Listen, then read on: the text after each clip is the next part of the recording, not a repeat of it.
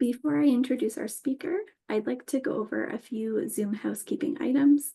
You are muted and your video is turned off. I invite you to sit back and enjoy the lecture. Captions are enabled for this webinar. If you would benefit from captions, please click on the button with the CC icon along the bottom of your screen to enable this feature. We will be utilizing the Q&A function today. To ask a question, please click on the Q&A button along the bottom of your screen. We'll be taking questions at the end of the lecture, but please add questions via the Q&A button as they come to you. So I'd now like to introduce our speaker. Ellie Anglin is a multimedia visual artist and writer working in Kitchener, Ontario. Ellie works primarily in collage, illustration, and creative nonfiction, and has self-published 30 zines. The themes of her work include feminism, queerness, pop culture, magic, and nature. Her collage-based graphic memoir, Reproduction, Death, Birth, and the Turkey Baster Method, will be published by PS Guelph in 2025, and she is currently serving as the artist in residence for the City of Kitchener, creating Ribbon Zine, a collaborative zine featuring reflections from local artists and writers on the Grand River Watershed. Please join me in welcoming Ellie. Hi, everyone, and thank you so much, Amanda. It's awesome to be here together today, even though I can't see everyone. I feel your energy, and I'm super excited to have been asked to do this.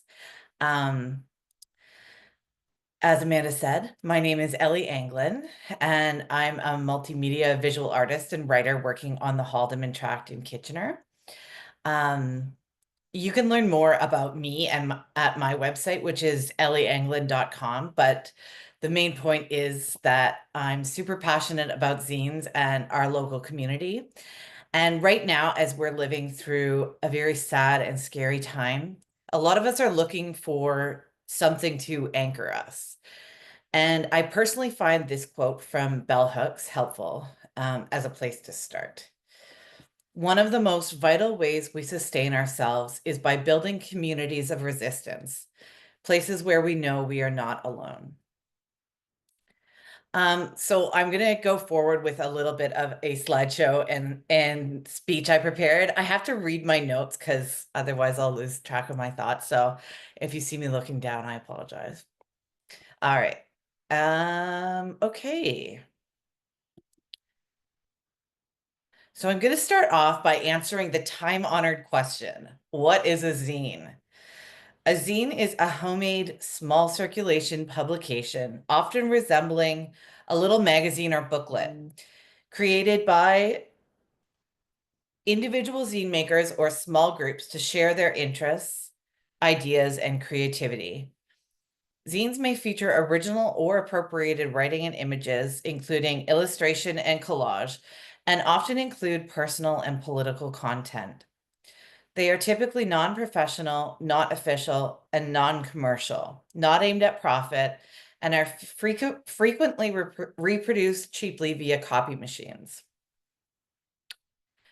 You'll see lots of images on my slides today, and I can make these available later if anyone wants to take a closer look at anything. Since the 1920s, zines have been an important form in various artistic and cultural movements. Zines are a great way for artists to share their work and ideas cheaply and accessibly, both for free or to make a bit of money. Historically, zines have provided community for marginalized artists or groups through the ability to express and pursue common ideas and interests.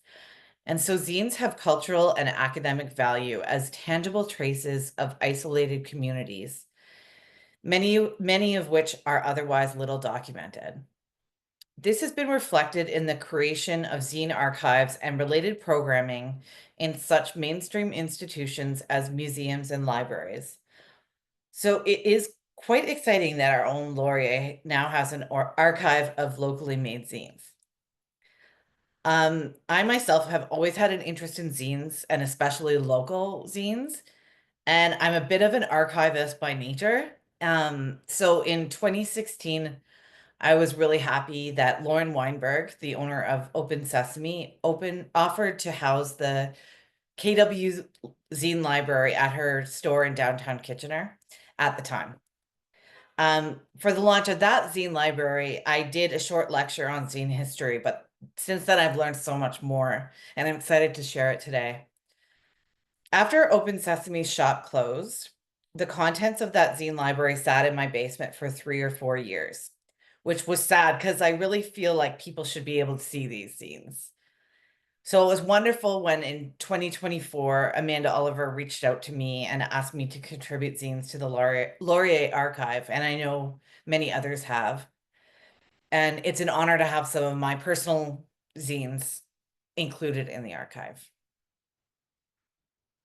All right.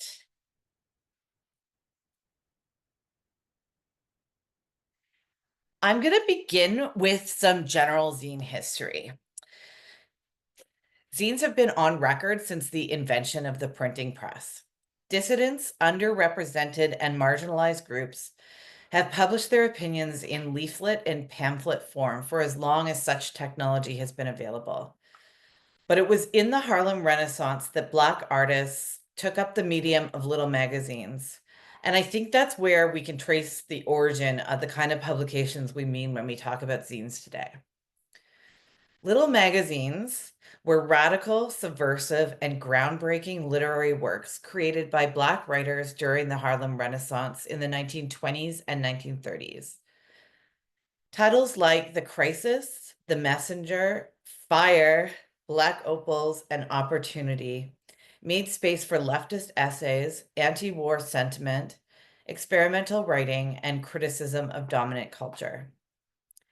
As vital as little magazines were to the Harlem Renaissance and literary history, they are exceedingly hard to track down. And because they had such short runs and were spearheaded by a single or small group of individuals, few still survive. Many more are likely not even known to us today. Actually, when I did my first lecture on zine history in 2016, I wasn't aware of the Black origins of zines, and little magazines weren't represented in online zine histories then, even on the Wikipedia. So it's been amazing to see the work of advocates, archivists, and researchers who have brought these to the forefront and given them the recognition they deserve as the originators of zines. And this is just one of many examples of why librarianship is so cool and political. The sole issue of Fire, which is featured, the cover is featured here and up here as well, was an African-American literary journal published in 1926, including work by Zora Neale Hurston, Langston Hughes, and others, and was truly radical and ahead of its time. The fire of its title was for what Langston Hughes described as the burning up of old ideas and for the social mobilization of the Black younger generation. The publication's written and visual work were experimental in form and engaged frankly with intersection identities and experiences, including queer desire. Black Opals, which are seen here, was a short-lived but very influential literary magazine from Philadelphia that had close ties to the Harlem Renaissance. Black Opals existed in obscurity for 100 years until recently there has been a revived interest in its literary significance. And these 4 beautiful original copies, each with an intact, unique binding, were auctioned recently for $45,000.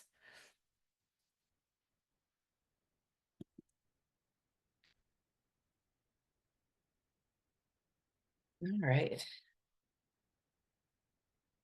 Another origin of zine culture began in the early 1930s when fans of science fiction and fantasy literature produced thousands upon thousands of fanzines. Fanzines are defined as non-professional and non-official publications produced by enthusiasts of a particular cultural phenomenon for the pleasure of themselves and others who share their interest, to showcase writing and art, to discuss politics and build community among fellow fans. The first sci-fi zine, The Comet, which you can see over here, came out in 1930, but it wasn't called a zine or fanzine yet. The first person to coin the word fanzine was Russ Chauvenet, pictured up here at the top middle of this slide. He was a deaf chess master and science fiction lover who formed a club in Boston in the 30s called the Stranger Club. And he came out with Detours, which is this very simple looking publication here. And that was in the first one that was ever titled fanzine, and that came out in 1940. Although the fanzines were focused on science fiction and fantasy, these fanzines often had a political bent too, and contained anti-war sentiments, feminists, and humanitarian ideals. They also used a kind of secret sci-fi language full of in-jokes and invented words. It kind of reminds me of like online communities today that use language that only they really get. And the Special Collections Department of the University of Maryland holds a gigantic archive of sci-fi fanzines. Okay. In the 1970s, punk fandoms produced fanzines too. Punk zines solidified the idea of creating your own culture and rejecting established norms of the publishing world. Sniff and Glue was one of the first, which began in the UK in 1976. Its origin story is that after Mark Perry, who was a bank clerk at the time, went to a Ramones show, he started sniffing glue the next day, and the rest was history. Sniffing Glue's DIY style with felt tip titles, shabby grammar, swear words, and informal writing paved the way for the irreverent spirit of many zines that followed, as demonstrated in such subtitles as Death to Art, Long Live Punk, and We Oppose All Rock and Roll. Tons more punk magazines followed, including ones that truly pushed the boundaries of human decency, and I absolutely refuse to share them. They're filthy. But true to its punk anti-establishmentarianism, Sniffing Glue ended after 14 issues because Mark Perry was worried that it would become mainstream. Shocking Pink, over on this side in the pink, was one of the UK's first youth-led feminist punk zines and paved the way for the future Riot Girl movement. Published from 1979 until 1992, which is an incredible commitment to art, Shocking Pink was created by young women and was hilariously billed as a sick and twisted young women's magazine. It shared resources and encouraged girls to create things themselves, as well as provide information about topics not often discussed openly, such as homophobia in high school, rape, racism, and abortion. Interviews with, interviews with female-fronted punk bands, as well as contact details for abortion resources, LGBT bookstores, and women's meetings. Some of my personal favorite article titles include Cutting Criticisms of Society Today, The Politics of Sulking, and Why Don't We Tell Our Moms?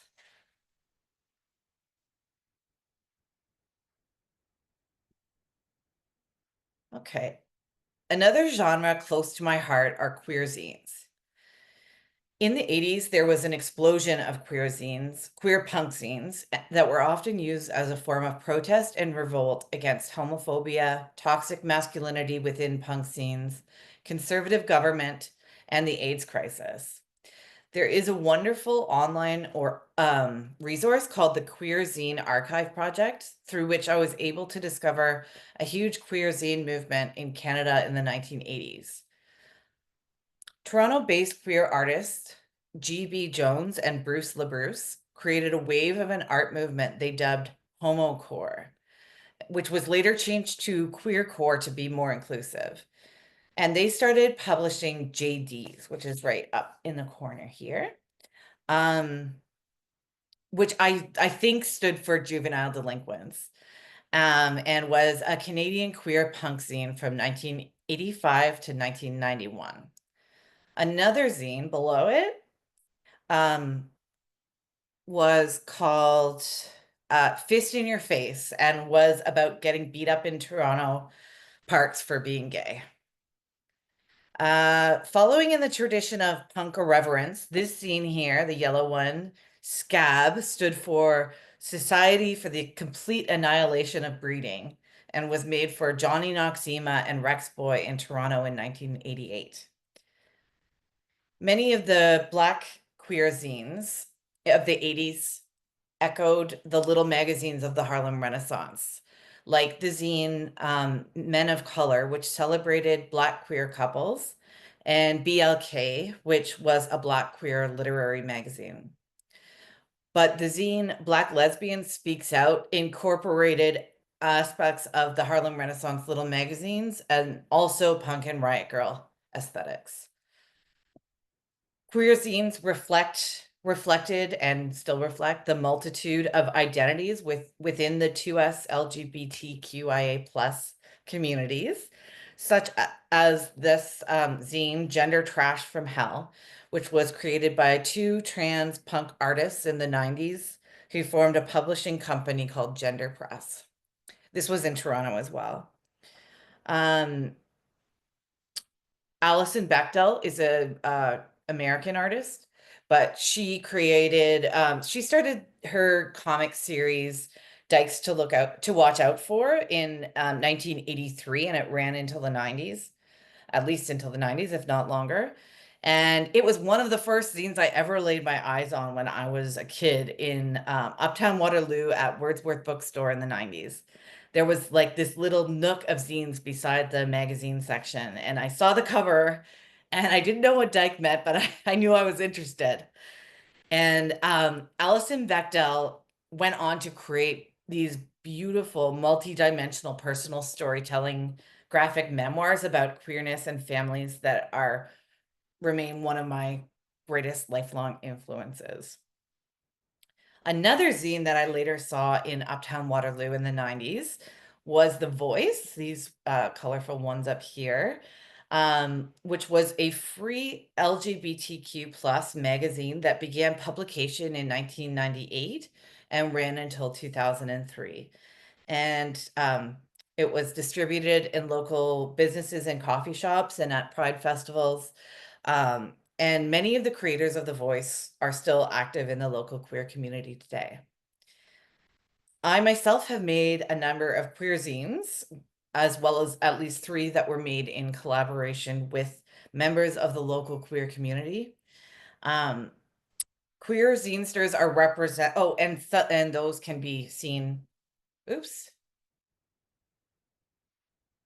Sorry, everybody. Let me get back here.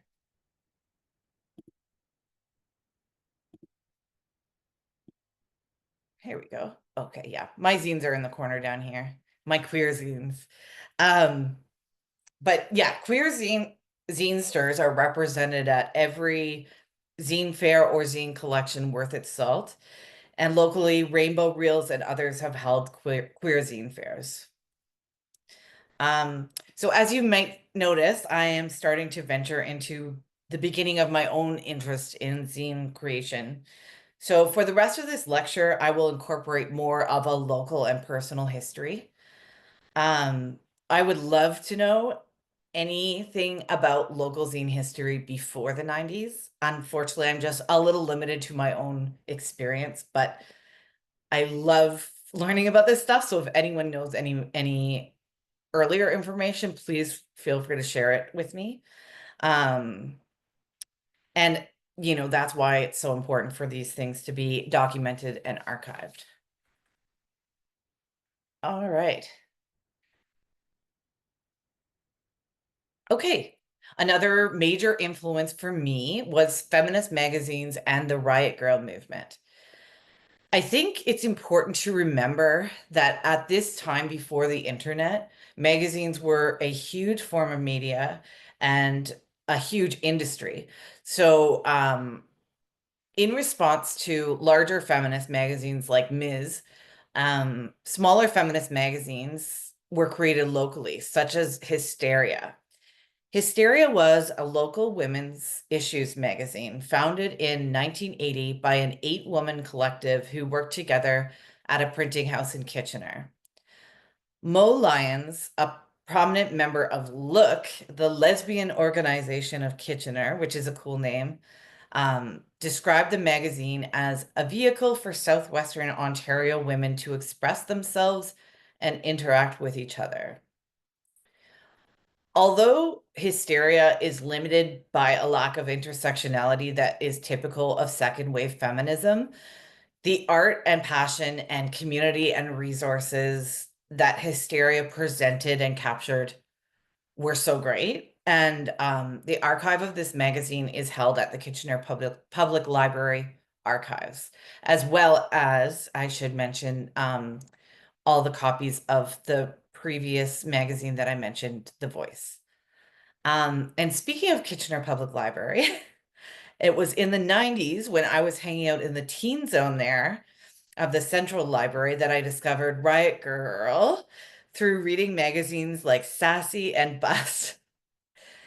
Riot Grrrl was an underground feminist hardcore punk movement that started in Washington and Oregon during the third wave of US feminism.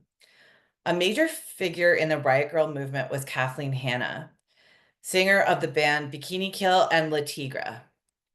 Alongside music, Riot Grrrls produced zines like Riot Grrrl, Bikini Kill, Jigsaw, I Love Amy Carter, and many more that addressed issues like sexual violence, patriarchy, queerness, and solidarity, and incorporated the irreverent anti-establishment ethos of punk zines.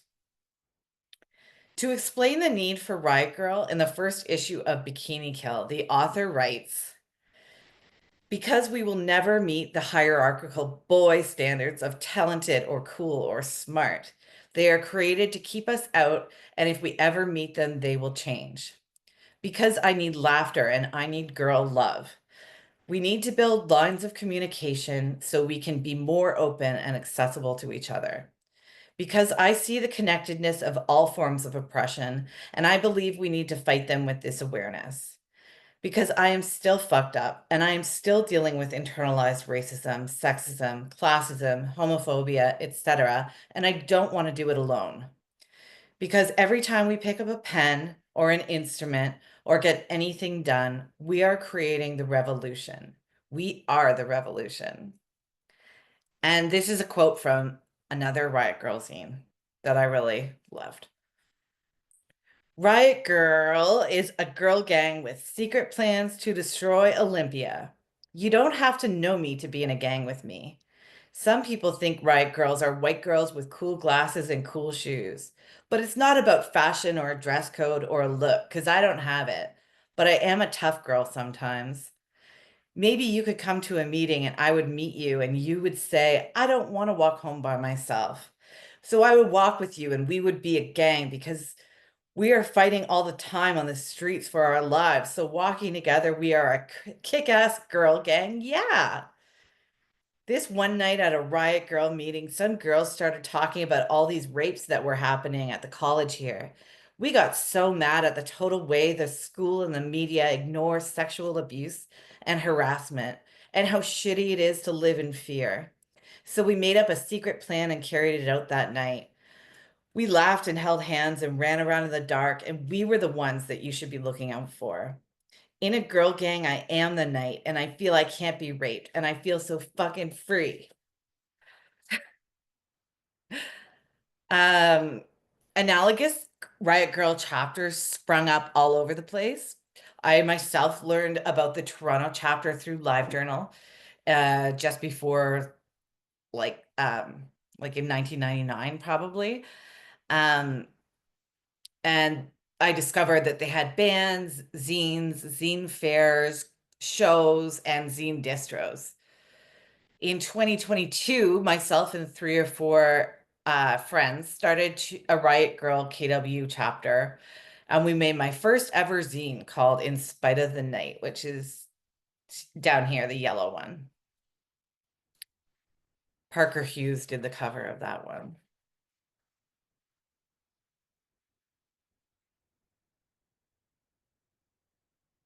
Okay. Now I'm going to shift to talking about a period of time in the early to mid 2000s where there was a groundswell of an art movement that took place, and I haven't really quite found a name for it yet that fits. I've thought about like blog house or indie sleaze, but I just don't think that captures this kind of era that I remember that was so precious to be a part of. Um, this scene center, I'm calling it for now, indie art or indie and DIY in Uptown Waterloo. Um, It's centered around places like Jane Bond and the Starlight, but also took place in people's houses, the UW Grad House, the Princess Ethel's Generation X, which was an independent like movie store, I guess VHSs and DVDs and stuff back then, and the Circus Room in downtown Kitchener. In the time just before and during the introduction of social media, there was a lot of interest in DIY culture, and creative people were producing music, zines, and events in KW just because they wanted it to exist in their community. DIY bands organized shows and advertised through posters, flyers, email, MySpace, and message boards. Due to people having fun and doing what they wanted and throwing art parties and house shows and starting record labels and zines and working in kitchens together to fund it and coming up with ideas while getting drunk and dancing, it felt just like there was endless possibility. Even though we were like poor students or dropouts at the time. There were similar vibes happening in Brantford, Guelph, Hamilton, Toronto, Montreal, Halifax, Ottawa, and New Brunswick, that were connected at the time and kind of created this web of feeling connected with this Canadian DIY art network. A lot of the things that came out of it were posters, zines, and art that used collage. And a lot of people got their materials from the recycling depot, which was just a bunch of big blue recycling bins that were all clustered in one section of a parking lot at the corner of Caroline and Alexandra streets in Uptown Waterloo. But in 2006, someone burned it down and the city never rebuilt it. We often did our photocopying at Kinko's in University Plaza, where there was an honor system about where you just told staff how many prints you did. So we always would fudge our numbers to get cheaper prints. And zines were distributed in bars, restaurants, cafes, record shops, show venues, and at indie craft sales, mostly for free. Oh yeah, and I should say that Orange Monkey also was a place that had zines at the time and still exists in Uptown Waterloo, as well as Jane Bond and the Princess and Ethel's. So zines were distributed in these places, mostly for free, and at indie craft sales like the very beginning of Stitch and Kitsch and little zine fairs that we could find here and there. In addition to a lot of one-off zines, there were some monthly and quarterly zines that gave shape to the zine culture at the time and kind of formed the basis of my whole understanding of zine culture and a big part of my aesthetic that I would come to develop. The first one I remember my friends making was called Crony Zine, and that one ran for 4 issues. But the next one I was aware of, and I think the best zine that ever existed in KW, was Caterpillar. And that was published and distributed for free every month for 2 years between 2005 and 2008. And I think, I'm not sure, I should have checked, but I think it's something close to 30 issues. Mark LeConte, who is pictured here collaging in his home back then, was who is now the owner of the Princess Cafe in Uptown Waterloo, but at the time was only 22 years old and working at Jane Bond when he started Caterpillar. And he was the real driving force and work behind Caterpillar, but it was a collaborative effort with lots of help from artist John Johnson and Tony Salamoni, who Tony was in bands and through shows and art parties and had a radio show on CKMS and a record label called Dadmobile. And there were tons of other contributors to Caterpillar.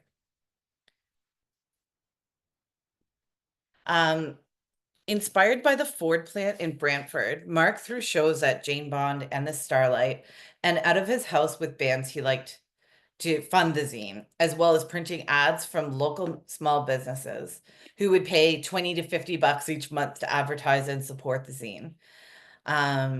Regular advertisers were Old Goat Books, The Starlight, Jane Bond, Nigel's Athletic Direct, Ethel's, and more. But Mark mostly paid for the zine himself. Each month he recruited submissions of writing and artwork, and his philosophy was that he would print everything he received. So once he had the submissions for the month, he would hold a zine making party at his home where anyone was welcome to come and collage the zine together. Each month, a different artist commissioned by Mark created the cover, and that's what the majority of what you're seeing here are various Caterpillar color covers, which are so beautiful. And each month, a different person was featured in These Are the People in Your Neighborhood page. Mark worked with locally owned Pandora Press to print it, then hand stapled 500 copies of the zine each month and distributed them around town. Caterpillar featured interviews with local bands, show listings, recipes, photography, reviews in the form of haikus, jokes, poetry, song lyrics, found art, overheard conversations, and more. Notable articles include a review of the top places to get fish and chips in KW, a lost and found poster about finding an Altoid box of pot in the alleyway behind Starlight that said, "Thanks for getting me high," and an interview with a band called Dollarama who made music using only instruments from Dollarama.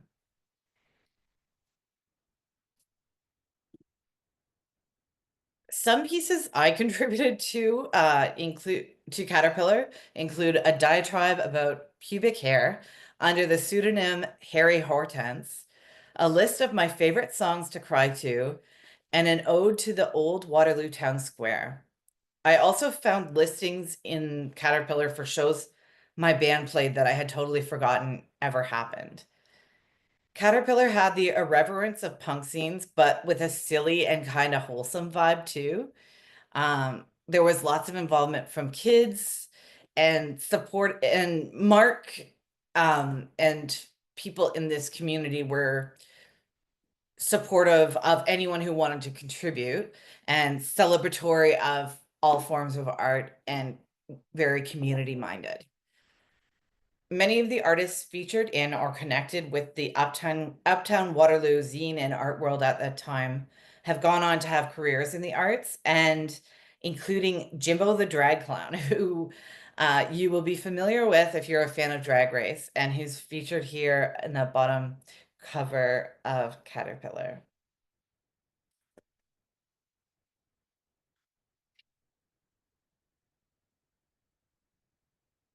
Okay. Scared of My Mate was an oversized quarterly art and literary zine co-created by me, Caroline Wesley, Megan Snyder, Eftahia Lucas, and Amy Borkwood, with a feminist bent. We were all English students at U of W at the time, and we were very inspired by Caterpillar and also pissed off about how the student newspaper talked about us, because there were articles in the newspaper about us as screaming banshees and feminazis. And while we were screaming banshees and feminists, we were definitely not Nazis. Scared of My Mate was chosen as a name after reading an article about how some subspecies of monkeys didn't survive because they were too scared of their mates to procreate.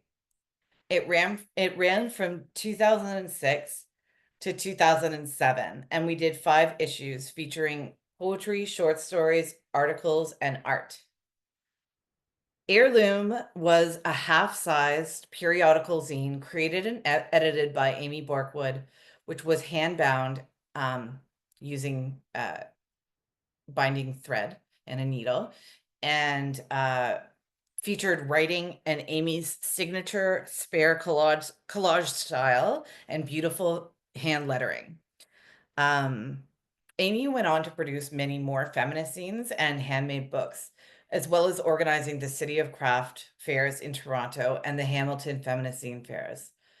2 zines I'm highlighting here at the bottom that she has done since Heirloom are 1 Year of New Motherhood, because having babies is a radical act, and parenting is a creative radical act. And her amazing zine Become Someone Else, which was an interview with GB Jones, who I mentioned as part of the queercore movement of the 80s. Megan Snyder, who created Crony, Scared of My Mate, and contributed to Caterpillar and Heirloom, recently produced a zine called Containers for the University of Waterloo and Ella on how to incorporate anti-oppressive modes of thought into pedagogy. Caroline Wesley, who was a driving creative force behind Scared of My Mate, Caterpillar, and created the local zine fair DIY Not that was held at the Starlight in 2006. The Starlight gave us the space for free because we were all friends and worked together, and Zinesters paid $10 to table and sold zines, buttons, and more. There were also free workshops given on how to make Super 8 films and other DIY skills. And then bands played at the event. John Johnson maintains a thriving DIY art practice and contributes a lot to our local art world. Mark continues to support DIY artists through the Princess Cafe staff and events. The Jane Bond lives on and recently celebrated their 30th year. And other businesses in Kitchener, like the Yeti and Whoopsie Daisy, provide space for staff and customers to create culture. I still collaborate regularly with a lot of these artists, and I'm very grateful to have them as lifelong friends. Okay.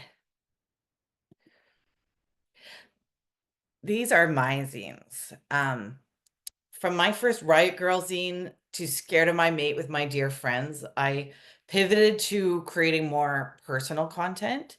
And I guess that's kind of where I've gone more and more. I guess I took that quote, "The personal is political," to heart. Some of my zine highlights include Sundries from 2008, which was a different zine form for me, which was like a decorative envelope filled with prints and included poetry and art and drawings about my experience with addiction and rehab. And I would put like sticker sheets in for people to get along with the zine. With Kitty Doodles, it's over here. In 2010, I discovered the super accessible one-page mini zine format, and I've produced 7 zines since then. 7 issues of Kitty Doodles since then.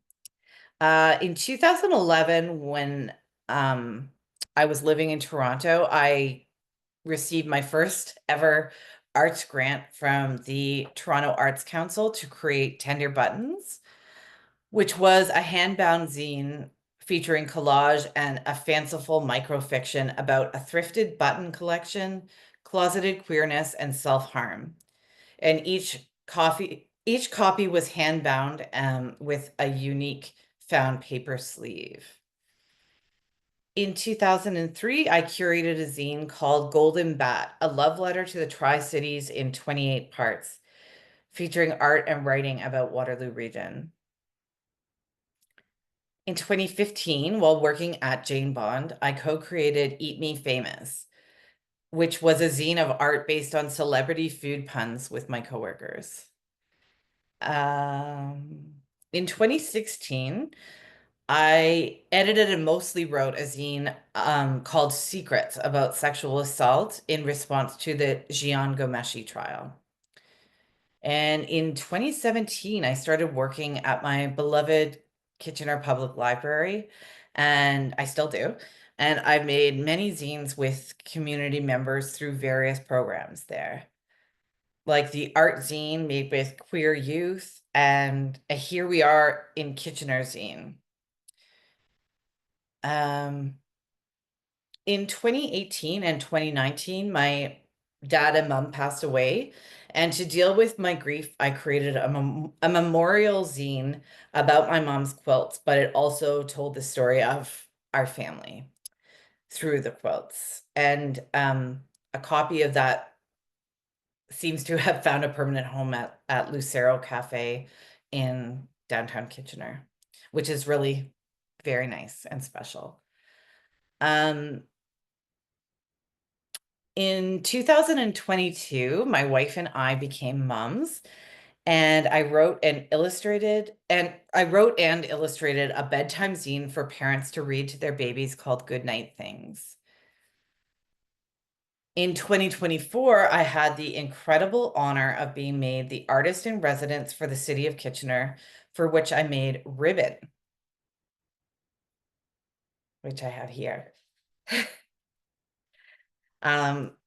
Ribbon is a zine featuring an essay about the Willow River and the watershed within Kitchener, and how the water is tied to colonialism, and how it supports us spiritually and ties us together as a community. The zine features artwork by me, but also 34 other very talented local artists responding to the watershed. And 2,000 copies of it, which is way more than I've ever printed of any zine in my life, will be distributed throughout Kitchener for free, starting probably by the end of May. Up next for me is putting the finishing touches on reproduction, death, birth, and the turkey baster method, which you can guess what that's about. It's a graphic memoir and how-to guide. The finished book will be 140 full-color pages, illustrated with a combination of collage, drawings, and hand lettering. And that will be published by PS Guelph, which is an awesome publishing organization in Guelph. It's very like DIY and has long-held roots within the zine communities, going back to the early 2000s at least. And that will be published by them in 2025. Okay, I just want to talk about some other notable zines in the Laurier archives before I get to talking about other exciting zine culture today locally. These four up here are by the wonderful Janice Jolie. And Janice Jolie is a dynamic, multifaceted Korean-Canadian artist who currently resides in Toronto, but for at least a decade lived and made art in Kitchener-Waterloo. In addition to producing zines of her own poetry, she created a zine with the inmates of Kitchener's Grand Valley Prison. And in 2016, while serving as the City of Kitchener's artist in residence, they created a beautiful zine and documentary called Folk Myths of Kitchener, which are the documentary is available on YouTube, and it's so good. 4 of Janice's zines are in the Laurier Zine archive. Published between 2013 and 2014, Little Berlin was an independently produced magazine releasing 7 issues of visual art, comics, opinion columns, historic KW region photos, and other random but useful information. And the creator of this zine also ran the Berlin flea markets. Atrocities Against Indigenous Canadians for Dummies by Jenna Rose Sands is what Riley calls a zine created out of emotional exhaustion. While Sands is located in London, Ontario, I'm so glad that these zines made their way to the Laurier archives by way of, I think, the Willow River Center, because it was such a revelation to me to discover them. They are a masterclass on how to incorporate incredibly valuable and important political information while incorporating traditions from punk scenes, queer and feminist scenes, Indigenous art forms, and as well as lampooning racist depictions of indigeneity from Western pop culture. Sands also manages to tell the important, painful, powerful, uncensored, and unsanitized truth about the many atrocities against Indigenous Canadians that our country was based on, yet still manages to incorporate her own humor and playfulness in a way that really disarms the reader. A genius zine work. All right. I wanted to share these. If you are interested and want to learn more about zines and independent media in Waterloo Region today, I have some suggestions of who to look into. I live in Kitchener now, and in rather than Waterloo where I used to live, and I had at that time been a little bit more connected to the Uptown Waterloo art scene. So I'm less familiar with what's happening there now. I know there's amazing stuff happening there as well, but these things are mostly happening more located in downtown Kitchener, but they're really exciting. The first one is Textile, which you can check out their website or follow them on Instagram. Textile, formerly known as Textile Magazine, is a hyper-local arts collective supporting writers and artists in Waterloo Region, Ontario, particularly those from historically excluded and marginalized groups. The current textile team includes Fitzim Aragai, Shalaka Jadhav, Natalie Vuong, Tennille Warren, and Sam Nabi, alongside a wider network of collaborators that includes editors, artists, designers, mentors, and community workers. Publications include their first issue of Textile Magazine in 2019 on the theme In Transit, their second issue in 2021 on the theme Spaces, and in 2020, members produced a mini zine called Policing the Pandemic. And Textile has also supported the publication of art books and community-based zines. Their creative output goes way beyond zines, though. Textile pushes the boundaries of what publication can be, approaching it as both artistic and political practice. By experimenting with publication as form, they create spaces where communities can share stories that might otherwise go untold. A lot of zinesters and artist groups are wanting to pull away from social media right now because of Trump and all the evil billionaires who run social media. And but at the same time, we feel we need to we need social media to maintain our following and to promote our work. So one of the ways that Textile is trying to mediate that conflict is through establishing a monthly newsletter and inaugurating the Wall Dog, which is a new digital publishing platform focused on arts and cultural criticism. O.C. Gonhun Adaje is the original name for the group of Indigenous activists and artists and scholars behind Land Back Camp and Willow River Center, which is an indigiqueer, two-spirit, queer, trans, and non-binary led space for urban Indigenous and settler allies, providing access to cultural programming, and advocacy. One of their many creative outputs have been two zines. O.C. Gonu Nada J, Respect Our Sacred Space, was a zine created about Land Back Camp's time occupying Willow River Park in Kitchener. And a more recent zine called Indigijoy focuses on the joy of being Indigenous, Indigiqueer, and two-spirit. Co-founders Amy Smoke and Bengi Chimo were deeply inspirational for Ribbon Zine, as they helped me kind of really understand and wrap my mind around how the watershed in our region is so tied to colonialism, and the way they organize land back camp has been a big inspiration to me as an artist. Zinetopia is an amazing resource for, especially for people who are looking to find other zine stores or make zines or gain community.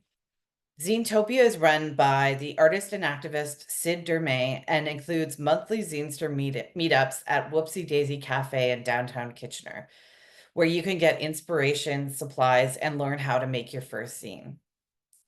They also hold regular zine fairs at places like the Button Factory, Whoopsie Daisy, and the now sadly demolished Studio Fusion. This summer, Sid will be launching a Zinetopia mini zine vending machine that they made out of an old Excel gum dispenser.